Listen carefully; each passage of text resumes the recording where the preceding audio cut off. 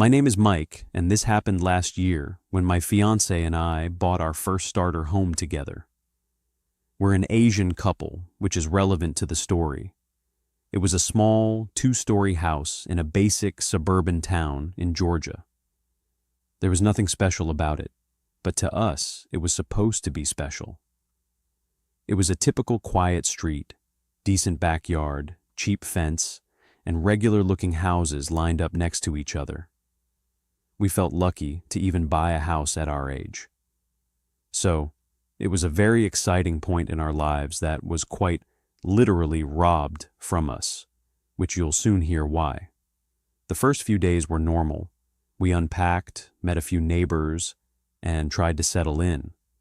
The neighbor on our right side was a friendly older couple. The neighbor across the street waved and came across to say hi when he saw us. But the house on our left side was different. We didn't see anyone come out of it for the first few days. The curtains were always shut. The house looked clean and normal, don't get me wrong, but it was always kind of dark inside, like no one was home, even though there was a car in the driveway. The only time we noticed anything was when we saw someone standing inside their front window one afternoon. My fiancée and I were carrying groceries in from the car when she whispered something to me about it. I looked over and saw a man standing behind the curtain, only half visible, but totally watching us. He didn't wave.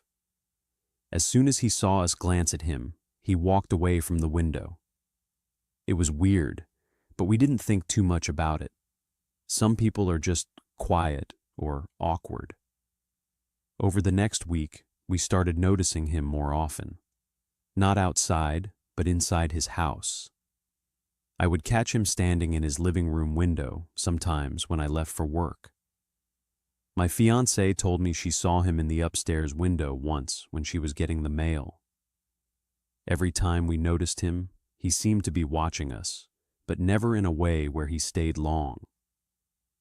The second we looked back, he was gone. One night, something happened that made both of us uneasy in a way we couldn't ignore. Around midnight, I was getting ready for bed when I walked past our upstairs window. Our bedroom window faced directly toward his house. When I looked, out of habit, I saw him in his upstairs window. This time, he wasn't halfway hidden or standing behind a curtain. He was fully visible. He stood straight up with his face turned toward our bedroom window. I froze for a second because I wasn't sure if I was actually seeing it right, but the second he realized I saw him, he stepped back away from the window. I remember saying to my fiancée with a laugh, "Oh, great, our neighbor's a creep." The next morning, the man came to our door. It was the first time we saw him outside. He knocked politely and introduced himself as Gordon. He apologized for looking like he was spying the night before. He told me he had been putting something on his window ledge and didn't mean to look into our room. He smiled the whole time, and it was a welcoming enough smile to give me a bit of relief. I'm not saying I loved the guy instantly. There was definitely something slightly off about him, but the apology was appreciated. I didn't want to be rude, so I told him it was fine. When I went back inside, I told my fiancé he seemed somewhat nice, but a little weird. We decided to forget about it. A week later, something else happened that we couldn't ignore. In the middle of the night, my fiancé shook me awake, telling me she heard someone in the yard. I was half asleep, but I got up to check the window. Got to do what you got to do as the man of the house. When I looked outside, I saw someone walking in our yard. Unless it wasn't Bigfoot, it was definitely a person. A full-grown man walking around like he was looking for something. My first reaction was to shout out, "Hey," even though I knew that wasn't the smartest thing to do. As soon as I yelled, the person walked fast toward the gate and slammed it shut behind him. Since we didn't have anything in the backyard yet, besides some gardening tools, I didn't think someone was trying to steal anything, and I didn't bother to check the backyard. I did check the front windows, though, and didn't see anyone. I didn't go outside because I didn't feel safe. And eventually my fiancé and I went back to sleep, even though we felt uneasy. A few nights after that, the same thing happened again. My fiancé woke me up, telling me she heard rustling outside. This time, we both heard it clearly. It sounded like someone was shimmying something. I can't say what, but best description I could give was some kind of lock. I went to the window again, and sure enough, I saw someone in the backyard. I felt my whole body tense up this time. I yelled that I was calling the cops. The person walked out of the yard and again slammed the gate the same way. But this time, I saw enough of the man's face and posture to know it looked exactly like Gordon. I yelled, "Gordon!" but he didn't respond. He just walked away like nothing happened. This time, I went outside. I checked the yard, then the sides of the house. I took a deep breath and told myself I have to confront this now. I walked over to Gordon's house and knocked. He answered within seconds, which told me he was awake the whole time. He smiled like he always did and started laughing while telling me that it was him in the yard. He said he was chasing away kids who always jumped the fences in the neighborhood, and he caught them jumping from his backyard into our backyard. He said it happens all the time and told me I'd get used to it. He kept smiling the whole time, but something about the smile didn't feel normal. It felt like something was behind it. I saw hate in his eyes. I swear. I didn't argue with him. I just told him I understood and went back home. But deep down, I didn't believe a word he said. The next day, he came over again and invited us to come to his house for Chinese food the next night, which would be a Friday. We felt like saying yes would at least clear the awkwardness between us, and we could just be cordial neighbors. We went to his house around 7 p.m. that Friday. The second we walked in, the atmosphere felt uncomfortable. Gordon seemed relatively intoxicated and got only more drunk as he kept sipping more wine. He said he ordered a bunch of Chinese food and made a little weird comment like, "I know you guys love Chinese food," then laughed. He made little passive-aggressive comments here and there. Eventually, the food arrived, and he paid, and we offered to help him set up the table, but he almost yelled when he said no. The whole dinner felt tense. Then, as he finished more and more wine, he started acting more differently. He started making rude comments that were less passive and more direct. He said things that made it pretty clear he didn't like that an Asian couple moved into the neighborhood. At first, we tried ignoring it, hoping it would stop. But then he got louder and more angry. I mean it.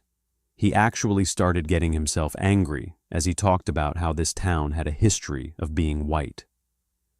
He started saying things that made both of us feel unsafe, honestly. Then he told us that it was, in fact, him going into our backyard those nights. He didn't deny it or try to hide it. The climax of the night was when he yelled at us that we were not welcome there and that the neighborhood wasn't for people like us. At that point, we didn't say anything. We just stood up and left. We walked back to our house as fast as we could.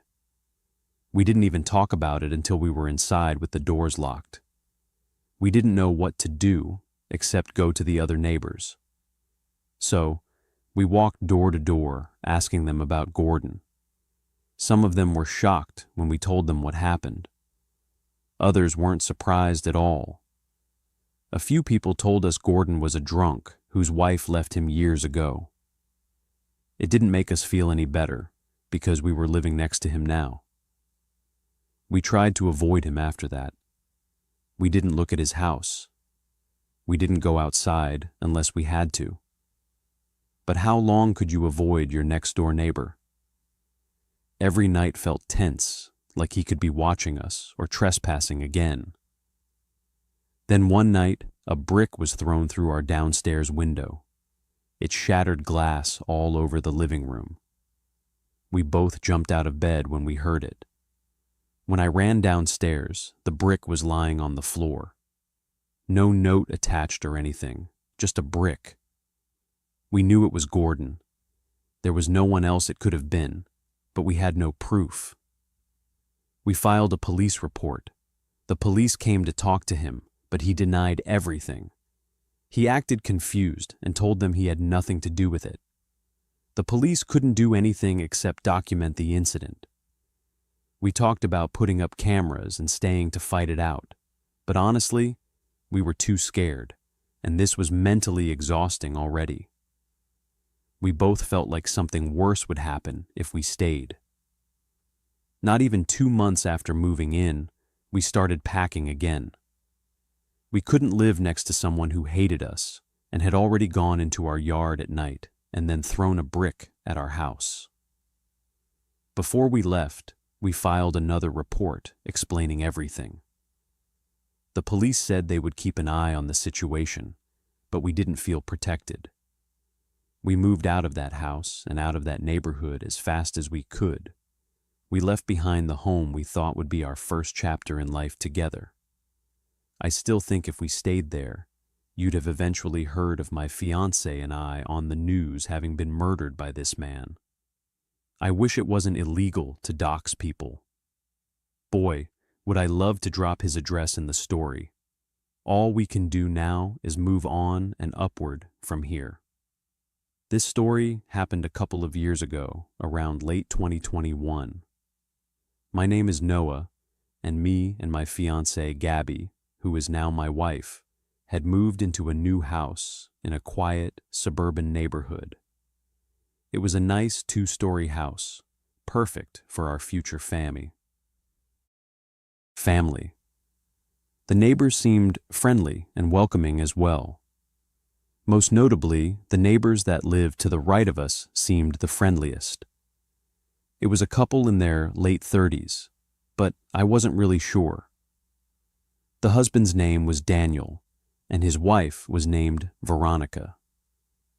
They were very friendly and seemed like sweet people. They even baked us a red velvet cake as a little welcoming gift. The cake was really good, and we couldn't thank them enough for it. The first couple of weeks were good in the new neighborhood. It was quiet and peaceful until we started noticing strange things with our neighbors, Daniel and Veronica. One night around 11 p.m., I heard shouting coming from outside. I looked out my bedroom window and realized it was coming from their house, like they were arguing. I couldn't see them because the angle of the houses blocked my view. Eventually, I saw Veronica storm out to her car and leave. After that, it was quiet again. I told Gabby about it, and we just chalked it up to them getting into an argument and Veronica leaving to cool off. I was kind of concerned because they seemed like such sweet people, not the type to have heated arguments, but every couple has disagreements. We didn't think too much of it. Later on that same week, Gabby and I were coming back home. When we got out of the car, we heard yelling coming from inside their house again. They had their main door open, but the storm door was closed, so we could hear them arguing clearly. Again, it wasn't our business, so we ignored it. Then one day, I noticed Veronica's car wasn't there for a few days, but I assumed maybe she was on vacation. Daniel was still there because his car stayed parked, and I would see him go out once in a while. But then it became a week, then 2 weeks, and Veronica's car was still gone. My wife noticed too, and thought maybe they got divorced or something, which would make sense due to their constant arguing. But the way she left was so sudden. One day her car was there, The next, it was gone. And Daniel was acting weird. Every time we saw him, he would try to avoid us. He wouldn't wave like neighbors usually do. And the rare times I talked to him, he would talk fast and try to end the conversation as soon as possible, like he was nervous. Something was definitely up with him. After 3 weeks of Veronica being gone, I decided to go over and ask Daniel how things were. My fiancé argued against it, saying it wasn't our business and to leave it alone. But curiosity got the best of me, and I knew she was curious too. So I rang his doorbell. I knew he was home because his car was there. It took him almost 3 minutes to answer, and when he did, he looked off.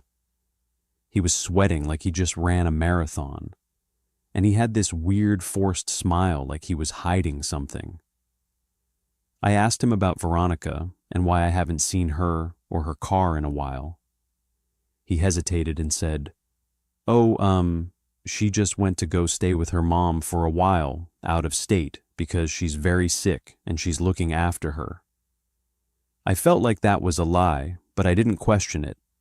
I might have believed him if he wasn't acting so strange. I then asked why he was sweating so much, and he said he was doing workouts upstairs. He was speaking really fast, like he was rushed or nervous, but then something happened that made my heart drop.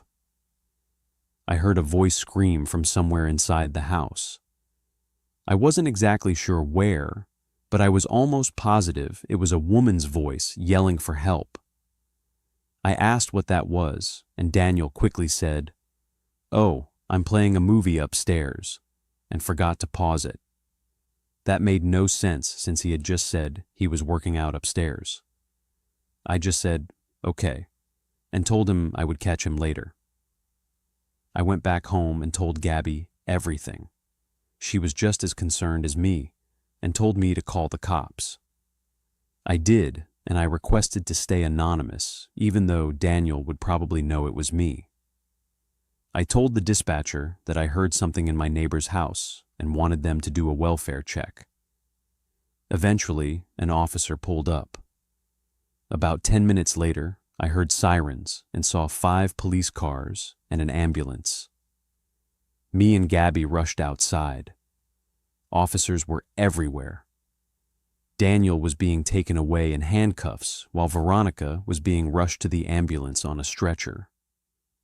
We later found out Daniel and Veronica had been in an abusive relationship and things had escalated badly. Daniel kept her locked in the basement for weeks. I didn't even know they had a basement down there. He would assault her, rape her, abuse her, and do horrible things. He even sold her car to make it look like she wasn't home. When I heard that scream while talking to him, it turned out he stabbed her 5 times because she had made noise when he told her to be quiet while he answered the door. That explained why he was acting so strange. Unfortunately, Veronica didn't survive and passed a couple hours later. As Daniel was being escorted into a police car, he said, "I know it was you who snitched on me, and you'll regret this." I wanted to laugh it off if the situation wasn't so messed up, knowing he would be behind bars for a long time. It's crazy how you never know who people truly are behind closed doors. Daniel seems like a friendly, normal guy, and so did Veronica. They seemed like a great couple, but obviously they had serious issues hidden underneath. Fast forward a couple nights after the incident. I woke up in the middle of the night. It was dark and I saw the silhouette of a person. As my eyes adjusted, I saw that it was Daniel. My heart dropped. He said, "I told you you would regret this." He was holding a knife. I tried talking him down, telling him to calm down and just talk, but he didn't respond. I pressed myself against the headboard. Then, out of nowhere, he lunged at me. I screamed and then I woke up for real. I was breathing heavily and Gabby was beside me. She asked what was wrong, and I said it was just a bad dream. She went back to sleep, but I couldn't. The fact that I dreamed about my neighbor who murdered his wife breaking into my house to kill me chills me to this day. Most dreams fade, but this one stayed vivid, and the words he said in the dream were the exact same ones he said while being taken away in cuffs. I never told my wife about this dream. I don't know why. I guess because she might think I'm crazy, or it would just stress her out. Eventually, after we got married, we moved to another part of town. It's a nice, quiet neighborhood and a great house, but the whole event traumatized us. Knowing we lived next to a murderer still haunts us. My name is Devin, and this happened 2 years ago when I was 24 and living in a duplex in Queens, New York. It was a small old house that looked divided right down the middle. I rented the left side and some man rented the right side. I never met him. I never even saw him. The landlord said he kept to himself and worked nights, so it didn't concern me. My bedroom was on the second floor, and the wall of my bedroom was the same wall as the neighbor's bedroom. If I pressed my ear up to the wall, I could hear faint movements on the other side sometimes. But that's to be expected in New York City. The first week that I lived there, nothing strange happened. I worked long hours, came home tired, ate something simple, and went straight to bed. I was just happy to have my own place. And then one night, things began.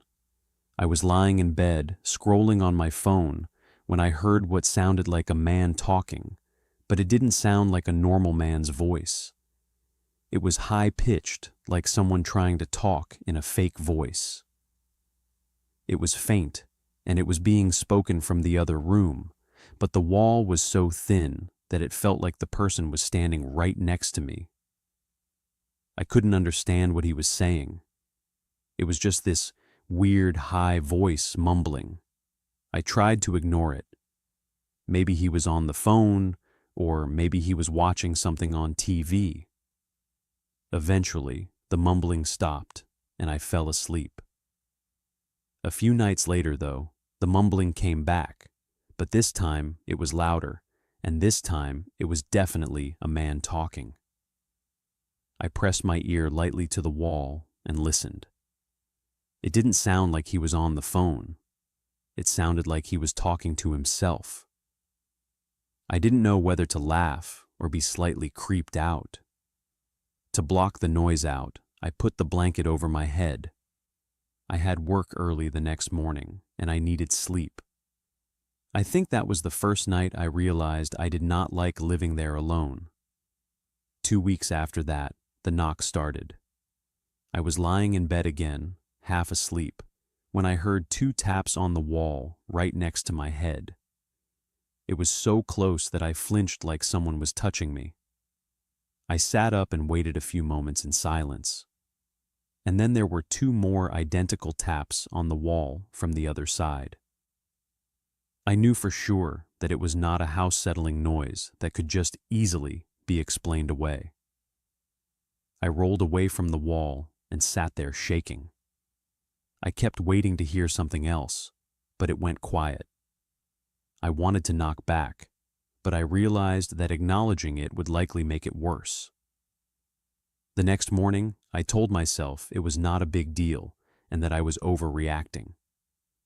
Over the next week, the knocks continued, sometimes soft, sometimes harder, always at night, and always when I was trying to sleep.